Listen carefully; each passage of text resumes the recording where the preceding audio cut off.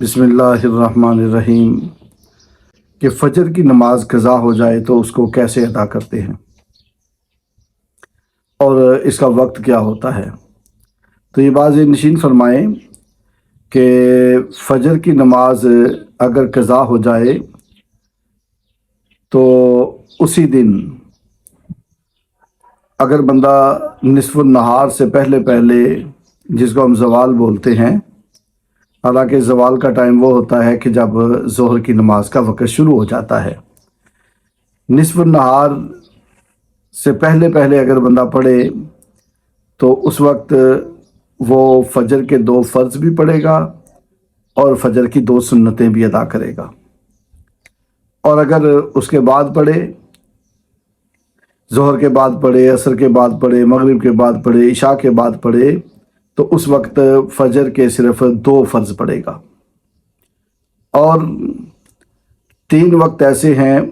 جس میں کوئی نماز جائز نہیں ہے، وہ جب صبح سورج نکل رہا ہو،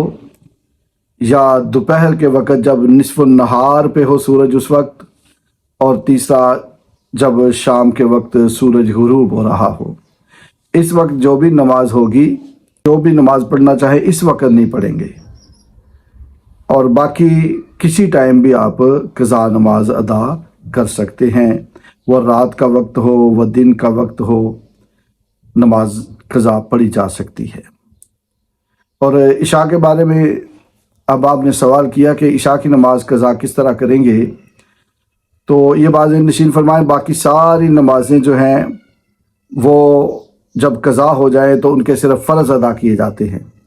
اور اگر عشاء کی نماز قضا ہو جائے تو اس کے فرضوں کے علاوہ 3 وتر بھی پڑھے جاتے ہیں۔ فجر کا میں نے پہلے بتا دیا کہ اگر اسی دن ہم فجر کی نماز قضا کریں گے اور